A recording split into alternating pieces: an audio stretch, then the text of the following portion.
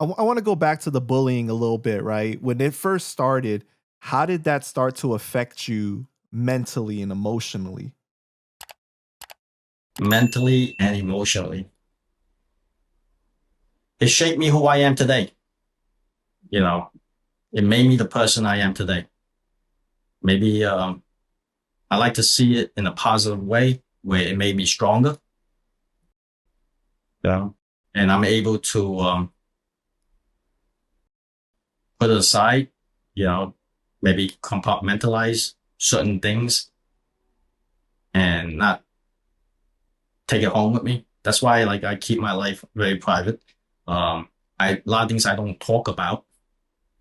Like even when I became a police officer and even before, like I don't talk about the things I do out in the streets or what I did on the job. I don't take it home with me. Like I don't come home and talk about things.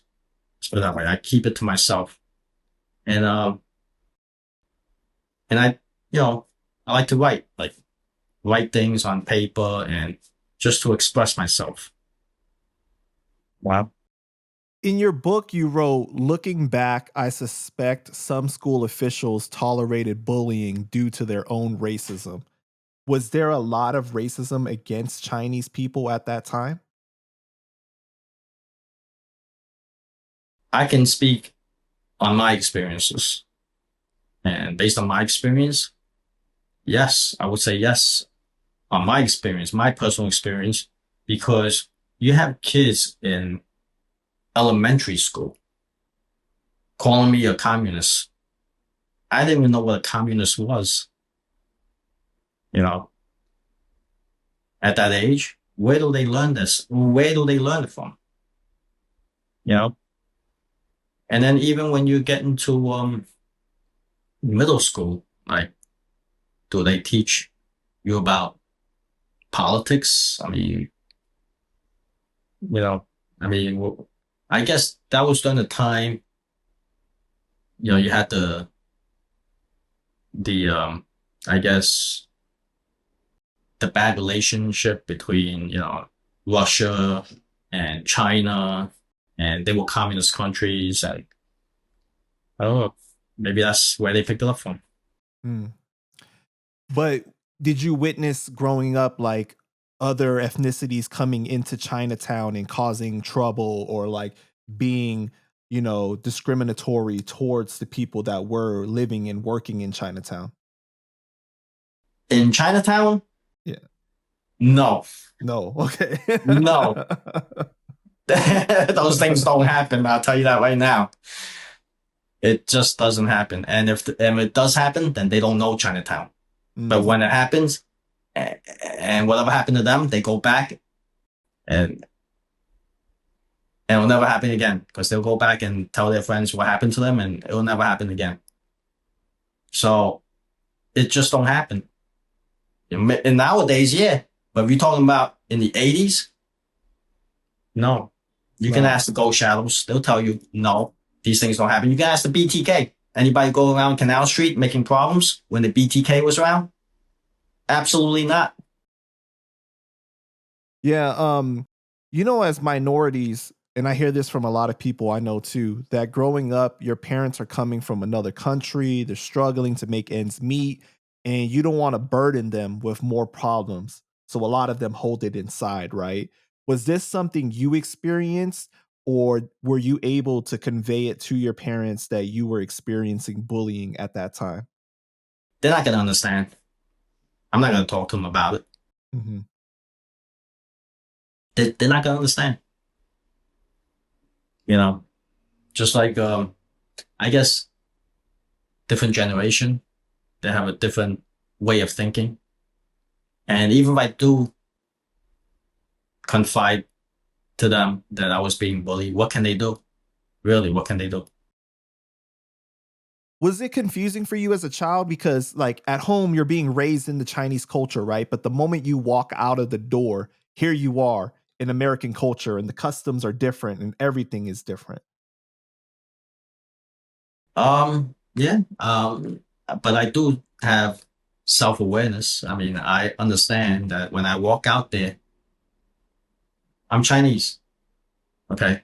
I mean, there are some Chinese people who walk out there and they think they're they're not Chinese, and maybe they act like they're not Chinese, but you know, they're they're lying to themselves, you know. But basically, I treat people how they treat me, you know. Hmm. So it's a lot of times, like when I go out there in those days, like you don't know who you're dealing with. You don't know if it's a friend or foe, if they're racist or whatever, you know. But I can tell you a lot. Racists, they really can't hide themselves. You know, they really can't cover up their true feelings. It always comes out. Right.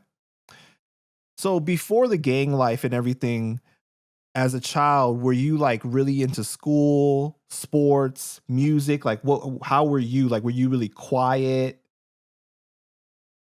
It's always quiet. I was always I consider myself introvert back then. Mhm. Very quiet. I keep to myself. You know, I really don't talk to anyone except I have one study buddy. You know, that's about it. And after school, we'll go put a couple of quarters into the machine, play some video games like Pac-Man or Asteroids, Galaga, or maybe even before Galaga, Asteroids. Yeah, and then after that, we'll just go and I'll either go to his house or he'll come to my house and we'll study. Got you. Okay. So, So I know early on you had your uncle that would advise you don't look at those guys over there or here's some bullet holes from the shootout last night. You had uncles in your living room like whispering about certain stories. But can you talk about the first time that you witnessed something very violent? Like how old were you? oh, I was probably around maybe 10, 11. I forgot the age, but it's in my book because I did a lot of research to track down the exact date that it happened because it was in the newspaper. So I was around that age, maybe 12. And I was in the movie theater, the Pagoda movie theater on East Broadway, right across the street from where I lived. And there was a shooting there. There was a shooting. And my uncle pushed me down on the floor. And I remember it was a full house. And we were like the last two that came into the movie theater. And there were like really no seats around except the all the way in the front row, the corner two seats by the fire exit, Mhm. which is those are the two seats that you don't want. Yeah, the worst place to The sit. worst place to sit because you get the draft and it's noisy. You hear the cars passing by. So we wind up sitting over there, and all of a sudden I hear gunshots, and everybody got down, and he pushed me down on the floor. I was like basically laying flat on my chest on the floor on that sticky, wet, disgusting Right. floor. Yeah, I mean, that place was rat infested. When the lights came on, you see all the swarms of rats, like a sea of rats on the stage, running across the stage. Yeah, so I was on the floor, and it was like I remember like the smell and the stickiness, and it was just bad. I looked up and I saw um the gunman, or possibly the gunman or the accomplice, and jumped down from the balcony onto the people on the first floor, and then took off running. Did they have a mask or is like bare face? Uh, no, back then, no, they don't wear masks. The Chinese gangsters, they don't. You know why they don't wear masks? Because they know nobody's gonna talk. Wow. Nobody's gonna talk. They're bold enough to do it without the mask because they know the community will not talk. I mean, there's plenty of stories I can tell you. There's no need to wear a mask in Chinatown because they're not going to talk. And you know what? That incident, it was over 20 years later. Fast forward over 20 years later. So I was a cop in uniform walking my beat. I picked up the newspaper, and I was shocked to see that they made an arrest on that case. Over 20 years later, they made an arrest on that case because now it's a different world now. The people, the residents don't no longer have that fear. Mm. The gang lost the grip in Chinatown. So the witnesses came forward and pointed him out. So Did the person die in that situation or just yes, get hurt? I Died. And did you see the body? Like you saw it with your own eyes? no, the body was no, it was they were upstairs. Okay. Yeah. Wow. How were you feeling in that moment? Were you scared or you were just confused? Like how did you process that? Shock, shock. I mean, you hear gunshots so near you, so close. Like you don't know where the bullet's gonna go. You don't know if there's gonna be more shots fired.